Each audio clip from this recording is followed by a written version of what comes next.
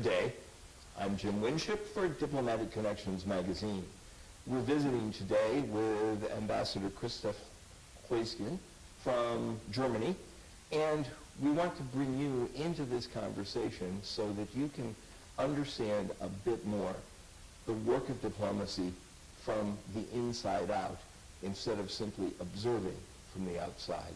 Ambassador Heusgen, thank you so much for being with us today. It's a great pleasure. Thank you. We appreciate it, and you've been very kind to tolerate my barrage of questions in print at this point. Well, let's see how far we get. Yes. The United Nations has often been criticized as a massive bureaucracy overburdened with procedure, paralyzed by political conflicts, and underfunded and oftentimes ineffectual. Recognizing that that description is a stereotype of the organization, what's the importance of the United Nations to Germany? Well, if there weren't the United Nations, it had to be founded.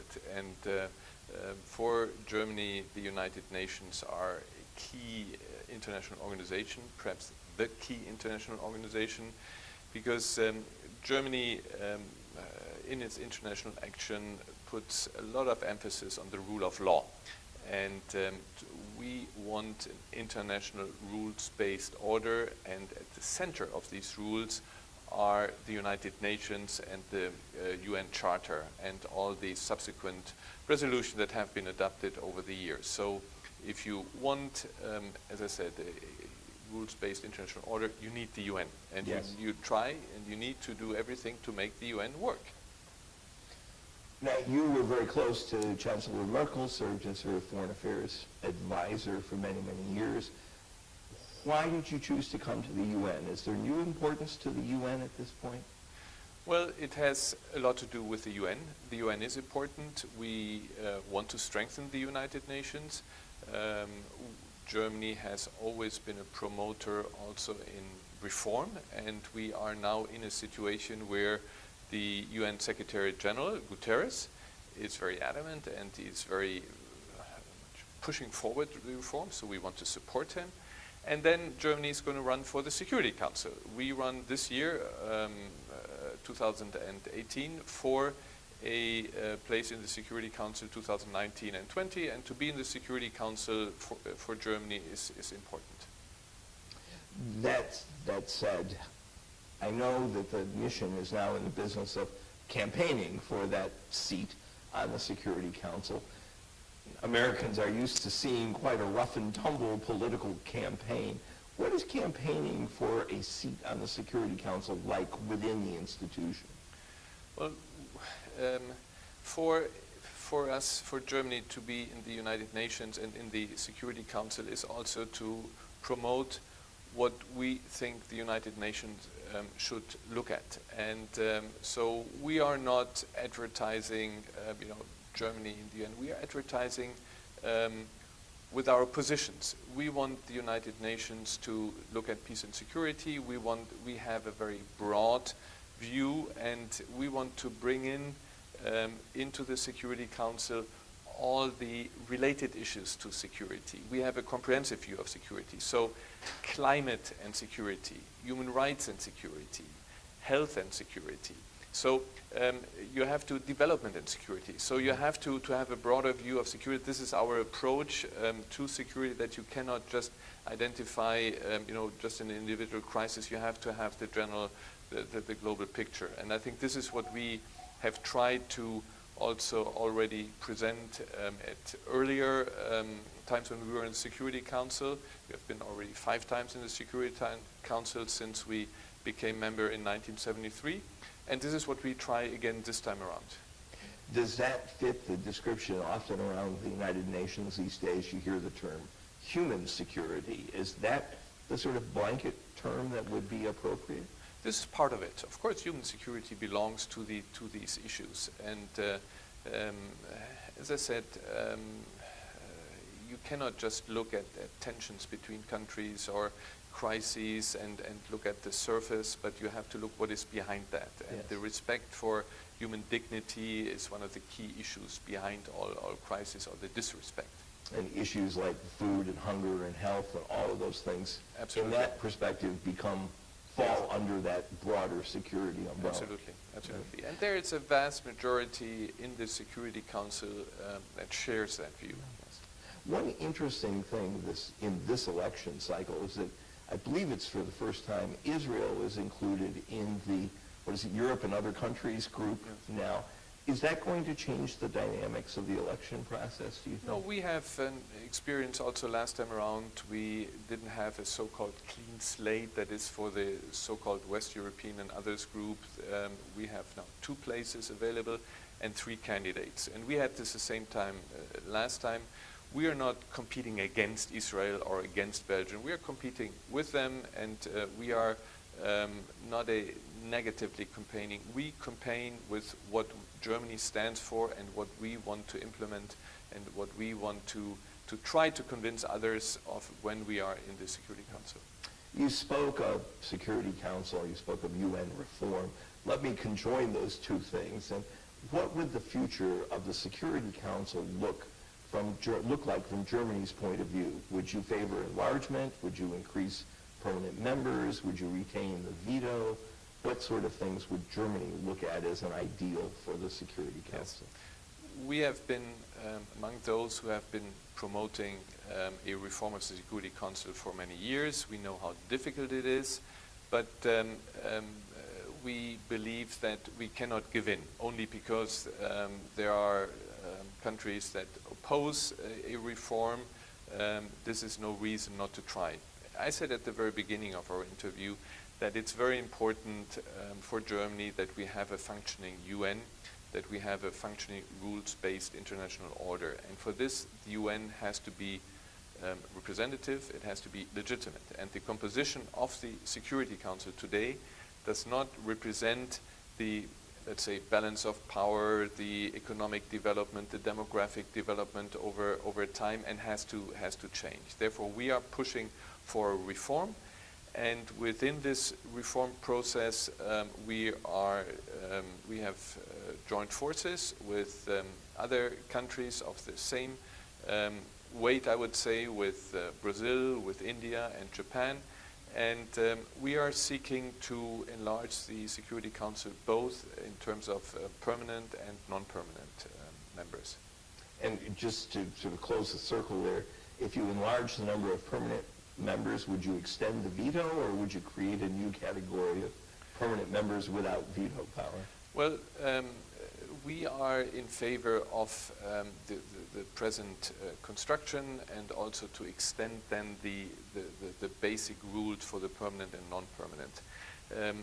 Of course, we are aware that when it comes then to a final solution, one needs to adjust, one needs to find compromise. But this is the position that we are right now promoting, and our objective is already in the coming year, with a strong, very committed President of the General Assembly, to drive this process forward. This is not for tomorrow, but little steps can be taken. Our objective would be from just talking about the reform to come to a text-based negotiation. And as I said, the President of the General Assembly is committed to make progress. He is ambitious, and we want to promote this. You've been called, if we can change our focus just slightly from the United Nations for a moment, you've been called Germany's last Atlanticist in various journals. And noting your long-term role in maintaining relations between Germany and the United States, but also your long service in Brussels working with Javier Solana on common European defense and security policies, what do you think is the future of the Atlantic community? Can common endeavors be sustained in the face of what seem to be reassertions of national sovereignty and threats of isolationism popping up all over Europe? Yes. First of all, when you look at German history, Germany would not be where it is if it weren't for the United States. Look at the end of the Second World War, the Berlin airlift, the support for West Berlin, the support for Reunification of Germany, which where the United States were at the front and look what the United States has been doing for the security of Germany and of the NATO allies. So for us, this transatlantic relationship is key. It's key from a security point of view. You know, you have witnessed what Russia did in 2014 by invading Ukraine, a European country, and very close to the European Union, and we have reacted. NATO has reacted, the US has reacted, and this is for us still key. We have today more American soldiers on European soil than we had since the fall of the Iron Curtain. So we see this commitment, and this commitment for our security is key. We have, when you look at the trade interests, the trade between Europe and the US is still the largest trade that Europe has, and the US for that matter also. So we have trading relations. Of course, we come into, we have sometimes into troubled times, but we have to look it strategically. I think also when it comes to the defense of Western values, the transatlantic alliance is key, and we have to continue to work on this, even if you sometimes have tendencies both in Europe and the US which are more isolationist and looking inside. This doesn't mean that we don't have also to adapt on the European side, and the adaptation on the European side for me means we have to work harder to get a competitive, functioning European Union. That said, one of the criticisms that candidate Trump and now President Trump has persistently posed to NATO partner countries is to hold up the 2% guideline for investment in national defense. And I realize 1.2, 1.3% of a very large German economy is a different number than a higher percentage of a smaller economy. But how do you see that future? Will Germany make a greater percentage commitment to strengthening its national defense and its contribution to NATO?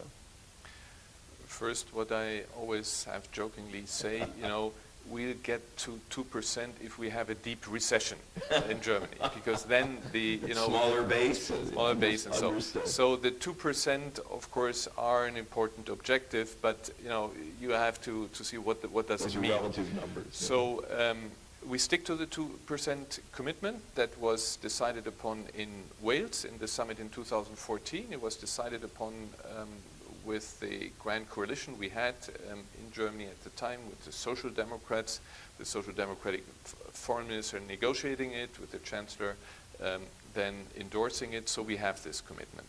So, and when you look at defense spending in Germany, it has been going up. I think the 2% mark is a symbol, it's important, but more important is the substance, of course. You know, you can just be at 2%, but then you have not coordinated what kind of weapons you buy. So yes.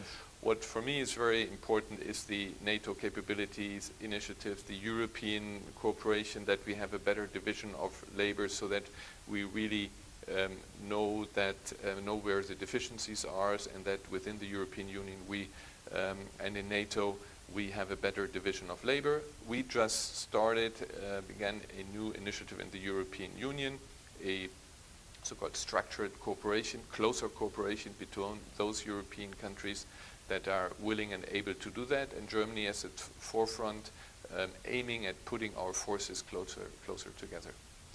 Let me touch, if I may, on German domestic politics just for a moment.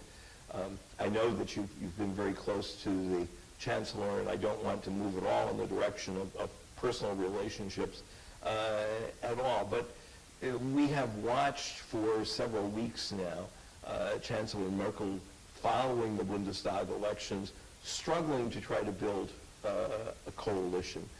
What's happening there? Why has it been so difficult to build a new governing coalition, and how do you anticipate that may play out? Well, I have been also an observer, so I don't know if I know more than you do. we had a situation after the elections where the governing coalition could have continued, but the coalition partner, the Social Democrats, who lost, who had their worst defeat since the end of the Second World War, the beginning of the Federal Republic of Germany, said, no, we now want to leave the coalition. We want to go into opposition. We want to regroup. And as a consequence, the Chancellor tried a coalition with two smaller parties. And that was actually, from the outside, on a good track when all of a sudden one of the parties withdrew and very clearly said, we don't want to be part of the government. So they didn't want to assume responsibility. This is what was being called the Jamaica Coalition? That was the Jamaica Coalition. And from the colors of the Jamaican flag. Exactly. Yeah. And the yellow part of the Jamaica flag was the Liberals, and the Liberals said, well, if we enter a coalition, we have to make compromise, and we just, again, one seat in the Bundestag, we may lose, and therefore they were not ready to assume responsibility, and then said that they are not ready for a coalition. And this is when now the situation arises, and where the Chancellor and the leadership of the Social Democratic Party now are getting together and seeing, can we reinvent a grand coalition? This is difficult. As I said, the rank and file of the Social Democratic Party is of the opinion now it's time to go into opposition, to regroup. So we have this process which will not be over soon. That means that we won't have a new government before, I don't know, in optimistic terms in March. But let me make this point. This doesn't mean that Germany cannot act. The German constitution is such that we always have a chancellor, and Chancellor Merkel continues to be heading the German government. She won the election. She's the head of the largest party, and she's acting. While we are talking, she is in Paris for a climate summit. She will be there again tomorrow for a summit when we are discussing Africa, G5 Sahel. She will go then to Brussels for the European Council, where important decisions are being taken. So Germany continues to act. So it's not as if the government is paralyzed by this inability to form a governing coalition? No, it's not. And the foreign minister, who is still acting, made a very substantive interview a few days ago. So you see, Germany is not paralyzed, and I think also here at the UN, other member states don't see a vacuum here, but we are on the basis that our policy provides us, we can act. Now, bear with me, in another life, one of the things I did was election analysis. So I tend to look at maps and see where votes came from and so forth. And I'm fascinated by the fact that we've had the emergence of a new party, essentially the AfD, the Alternative for Germany party, and that most of its strength seems to be in the former eastern parts of Germany. How do you account for that? Does that reflect on a disappointment in the success of reunification, or a general disappointment of hopes?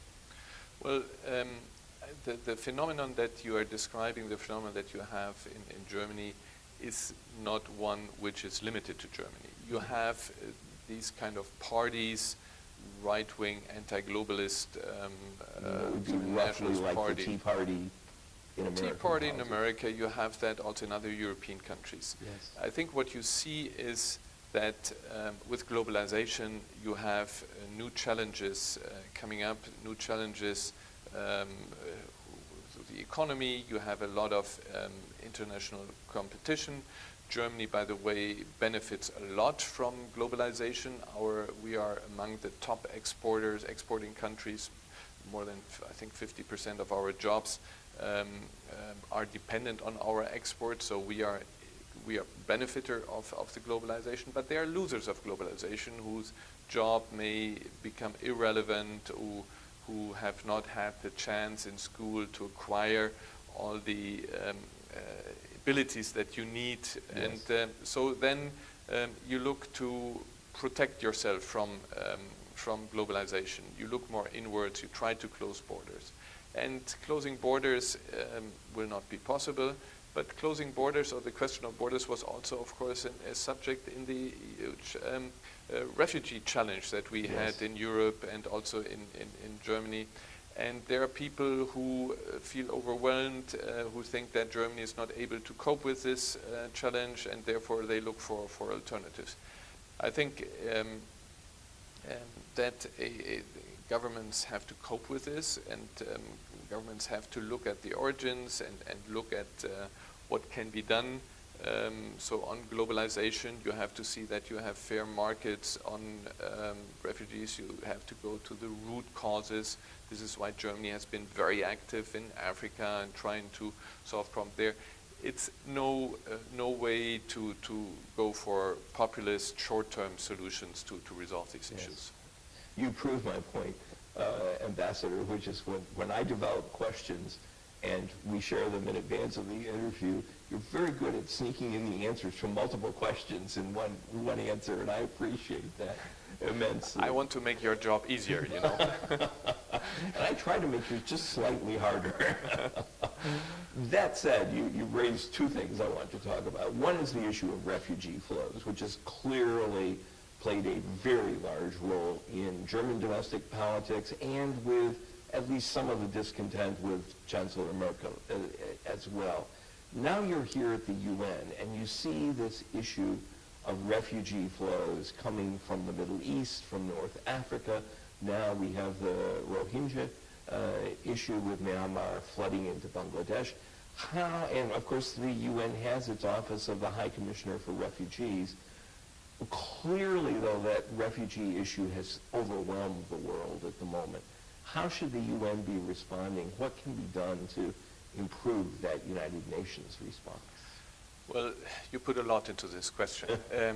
Let me try to give you two answers. The one answer has to deal with refugees who run from civil wars, who run from situations like we have in Syria, where there is a threat for your life. And this was what we had in 2015 in Europe, when we had the refugees from Syria stranded in the middle of nowhere in Hungary, not knowing where to go, not having any food, any water. And that was the moment where the Chancellor said, you know, as a European leader, I stand for European values. I cannot see that on European soil we are treating refugees from Syria the way we're doing it. This is when she said that, you know, Germany stands by its values and openness. So I think this is a principle that we have to continue to adhere to, that refugees running from dictators, from civil wars, from wars that you know, the world community has to take on board these. The other question is migration. I think one of the issues we had in Germany with the theme was that Germans did accept the refugees from Syria and other crises, but on the back of it, we had a lot of economic migrants. And I think our societies, also our judicial system, was not really prepared for this vast amount of money, a vast amount of people coming, and we cannot have a situation where huge flows of migrants for economic reasons then all flock into Europe. This cannot work. So what we have to do, and this is, by the way, very high on the agenda of the United Nations, is look at migration in general. We cannot ignore the fact, and we have to work with this. We have to look at the root causes. You remember at the beginning of our interview I said how important it is in the Security Council, for instance, to look at development and security, climate change and security. So we have to see that, for instance, in Africa, we do something against climate change, that we do something for development, try to create security in this. And then we also have to respond positively to this request, you know, from Africa and other continents to actually have a possibility to migrate to another continent. And there I can, from the German perspective, only say that we are having or preparing a solution which is partly working. To give you the example, we had the wake of the refugees from Syria, a lot of refugees from the Balkan countries. And none of them come for political reasons, so they were all sent back. But at the same time, so they had to go back to Kosovo, to Albania and other countries. But what we have done is now we have put centers, welcoming centers or information centers into those countries where we tell the people what are possibilities of legal migration. Because Germany has a demographic problem, Germany has a problem on the labor market. We have in many areas full employment, so we do need and could use employees from other countries, but we don't want this unorganized with huge flows, but organized in such a way that we offer jobs and people that are prepared, trained, have these capabilities, then can come to Germany. And I think this should be one of the bases for a larger migration compact that we are working on. So that would hark back to the older Gastarbeiter programs? Yes and no. Yes, it is, also because the employment situation is similar, but the Gastarbeiter issue had one very substantial flaw. At the time that the Gastarbeiter came, everybody thought in Germany they are guest workers. They stay for some time and then go back. And we saw that we are mistaken. And the guest worker came but didn't go back. And what we lacked there, actually on both sides, was the willingness to integrate. This is something that we know in the US, and I still admire how the United States over centuries have done this and strengthened the US by welcoming migrants and by integrating them and by using them to the best of the nation. And I think this is what we have to do. Another issue you mentioned in passing that I want to go back to, of course, is Ukraine, Crimea. Germany was very involved in bringing peace to the Balkans, and I wonder, based on that experience, if there are lessons that were learned in the Balkans that are in any way transferable to the situation of the virtual annexation, at least, of the Crimea and the continuing infiltration involvement in Ukraine by Russia. Well, I think that there are the parallels between Balkans and Ukraine are not very strong. There is one thing, though, which is clear when it comes to problems in front of our door, in front of Germany's, Europeans' door. I think there we Europeans, we Germans are called upon to look at those. You remember in the 90s when the Balkan crisis came up, we Europeans were not able to resolve this, and we had to ask for Mr. Holbrooke and the Americans to resolve this for us. Germany had a very close relationship with Slovenia. We had with Slovenia, with Croatia, and you know, we saw that this when Yugoslavia was falling apart, and you know, we couldn't stop this movement, but still.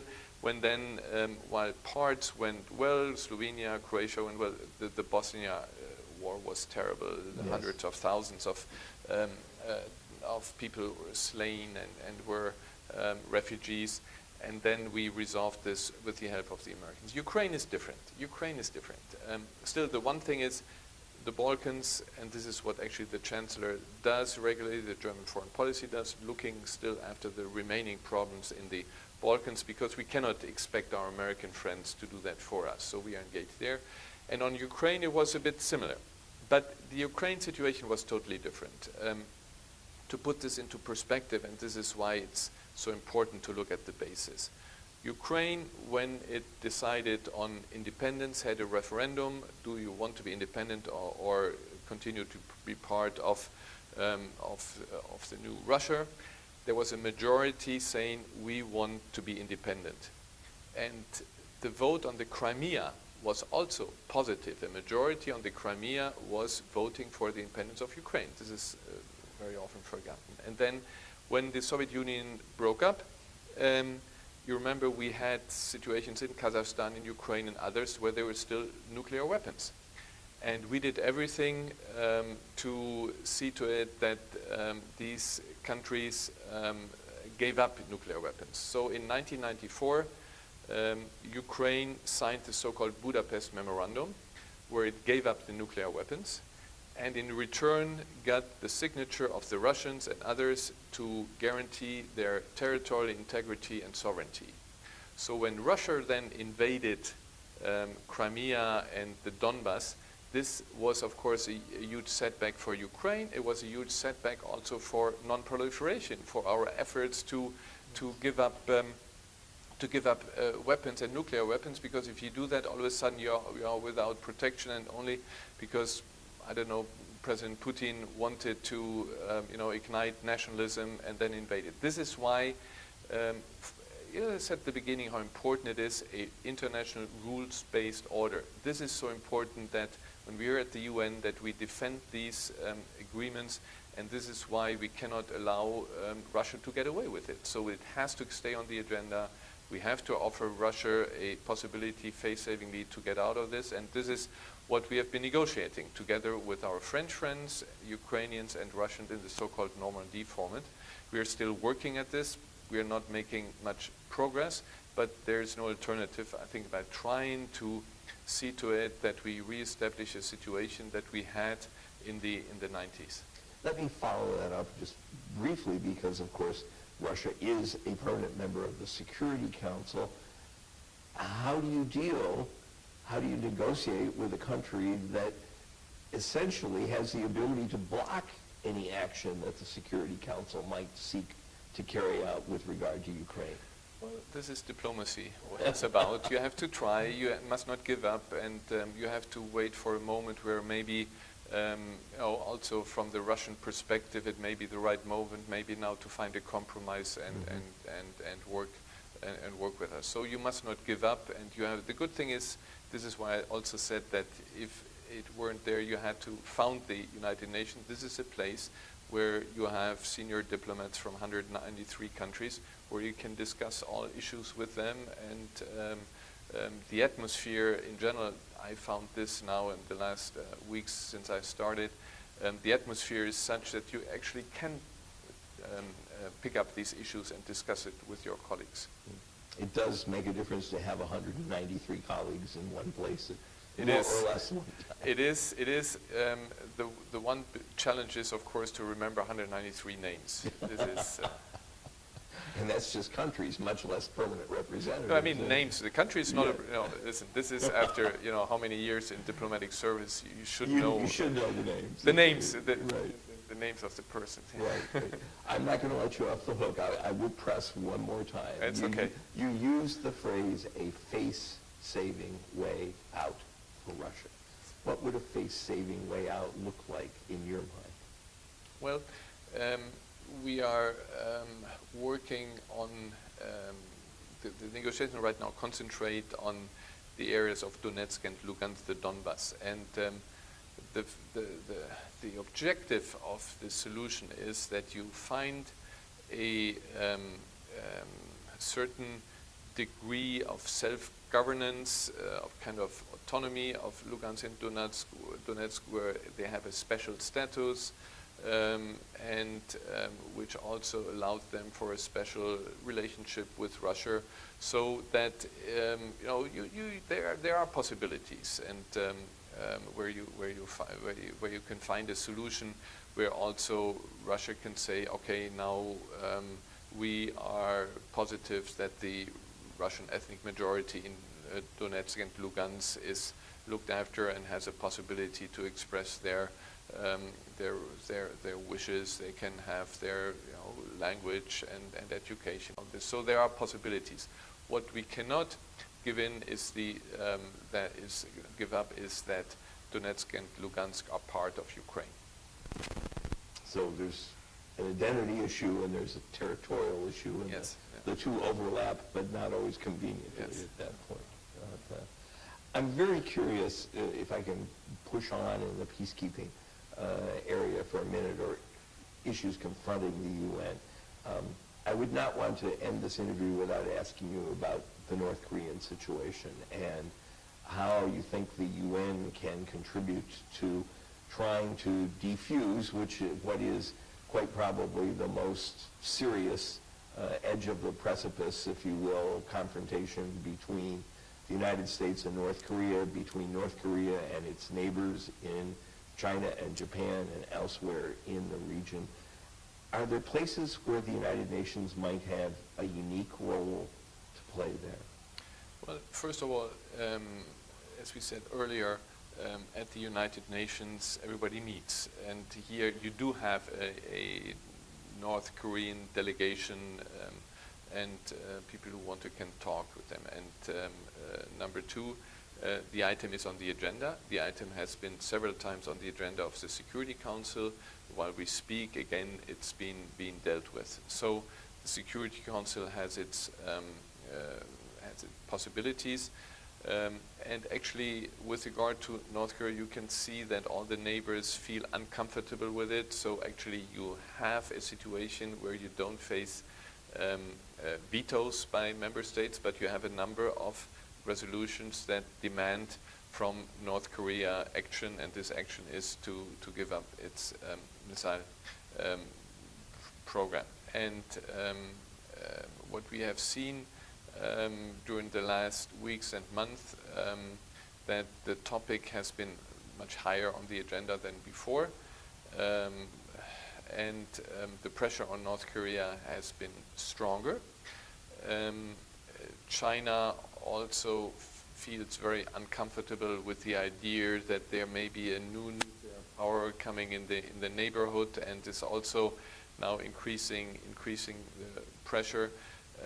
So the UN, as a place where this is discussed, where the Security Council is actually taking decisions, it's difficult to say right now where this leads to, but I think so far the worst has been prevented, and I think a combination of sanctions and looking for ways out, where certainly the countries in the region play a very important role, in particular China, because China is the lifeline for North Korea. Yes. So there is I still see a possibility that we come to an outcome there. What is the impact of North Korea's development program? We have seen a handful of other countries who have given up nuclear development programs in progress, but bluntly, none of them were nearly as far along as North Korea is. What's the impact of this? I mean, is a denuclearized Korean peninsula even a possibility? And what's the impact of this on the non-proliferation regime? Yeah. If North Korea develops a program, does that, we aren't good at putting the genie back in the jug, as they say. Well, yes.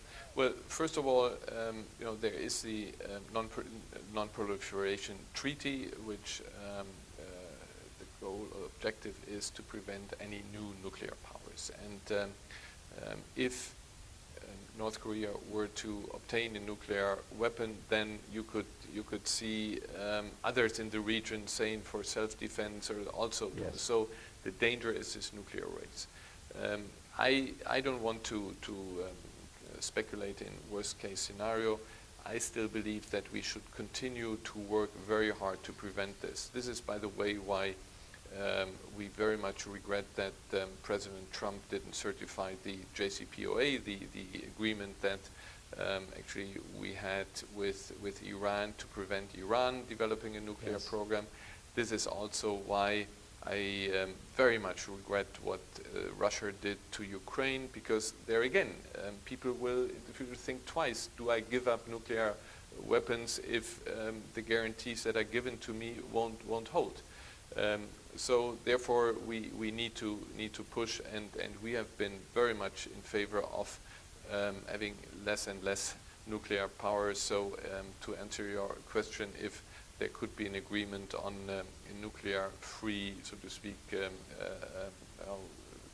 Korean Peninsula or a wider region, I think whatever we can do to have less nuclear weapons is the best. This would be the best situation. the EU, Europe, was built, truthfully, on resolving and strengthening the relationship between Germany and France following World War II. And it was, in many ways, built on, frankly, on personalities who were willing to take risks to make that relationship work. Chancellor Merkel is whatever happens in terms of building a new coalition is clearly nearing the end of a long and very effective career. In France, we have the new President Macron, who's very early in his career. How do you see cooperation between Germany and France evolving? Some have said that, you know, we used to talk about the German engine. Well, now if there's to be an engine, perhaps it's France and Macron, perhaps not. Can Europe be sustained? Can Europe be strengthened in the face of other events going on around the world? Yes, the German-French relationship was, just as the transatlantic relationship, key for post-war Germany, for post-war Europe. And we have seen during the history of the European Union, it was only when Germany and France were combining their forces, when they had joint initiatives, that Europe moved forward. Yes. This has been true in the past for all key steps in the European integration. It was Germany and France being the driver. We did have in the last years a kind of disconnect. We had a number of problems in the European Union where we had to face, where we had the Euro crisis, we had the refugee crisis, so that we were not able to concentrate on moving the European Union forward.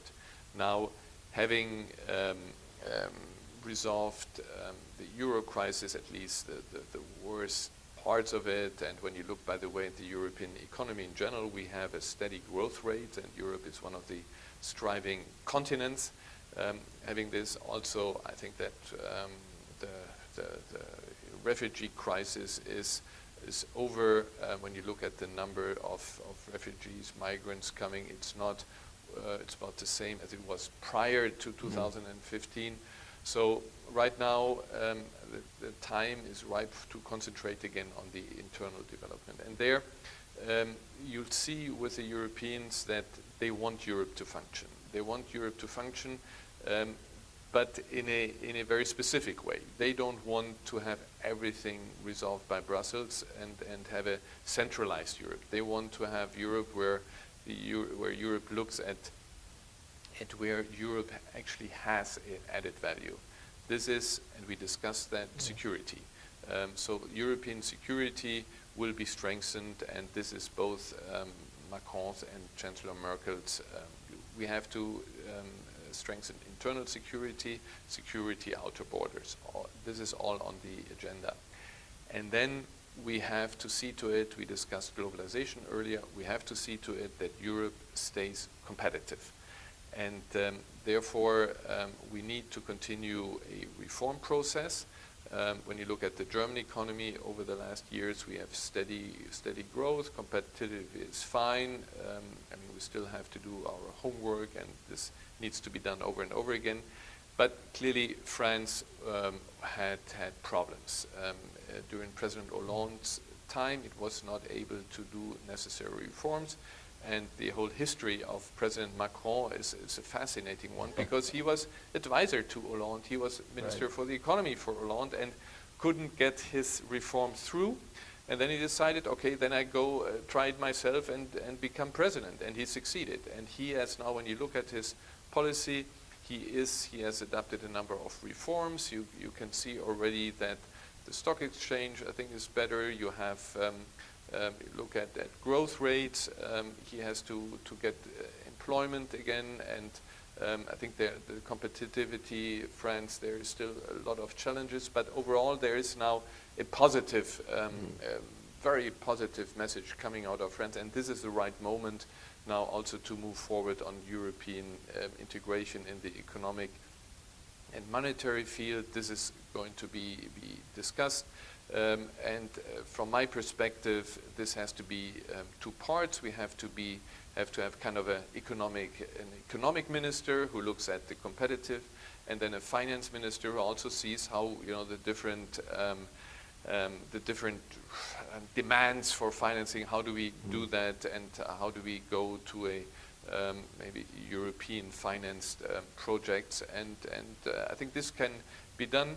It needs the parliament in Germany, and I think now with France moving forward, and the longer it takes, the more the German parliamentarians will be convinced that this is serious, and they'll be ready then to also go ahead in this European integration in the monetary and economic field. One of the things I warned you about is we also like to take just a few minutes to talk a little bit about careers and personal development stream. I was afraid you were doing that, yes. Well, and of course you are free to answer as you wish, but I'm intrigued about that first decision. I mean, you were trained as an academic economist, yes, and you chose the direction of the foreign ministry, foreign service, and diplomacy. Why? What was the lure Yes. or the allure? No, it's a very good question. I'm a trained economist. I graduated from a renowned European University of St. Gallen in Switzerland, where normally you go into business. But I had a very good professor in economics, and he told me from the very beginning to take a broader look, and I had the alternative to start with the bank or try with the foreign service, and for me to go into the foreign service was something, a bit, we Germans are idealistic. I think, do I work for a company that the company makes more and more money, or do I, try to contribute to German diplomacy and see that I can, little bits change in foreign policy. So I took this second way, and I didn't regret it. Now, we share an experience. Mine was with American Field Service rather than with the program that brought you to the United States as a young person to Western Reserve Academy. But you've had a number of experiences studying in the United States, and obviously at St. Gallen and other places as well. What was the impact of those early international experiences on your decision and on the way you conduct diplomacy?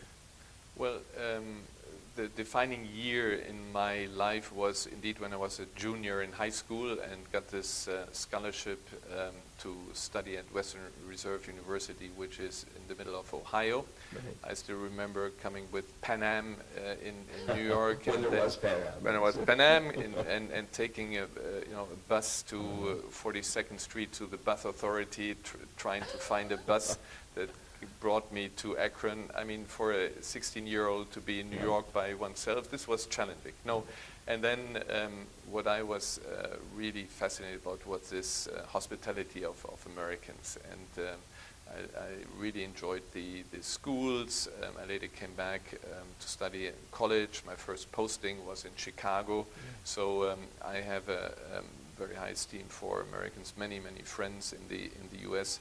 And so I feel very comfortable here. And of course, by being with the Americans and the program AFS, or my program, American Secondary School for International Students, there are many foreigners, or the Rotary Foundation, many foreigners. Right. So you have this exposure to international questions. You are interested in what moves the U.S., what moves other countries, and this is how you get interested in foreign relations. And it is amazing how many of us, you find, have infiltrated the ranks of diplomacy over the years. I mean, Absolutely. It is a very natural progression. Yeah. That said, we talk about beginnings, but we also talk about changes in career, and under German law, you must retire at age 65, a date that comes up in 2020.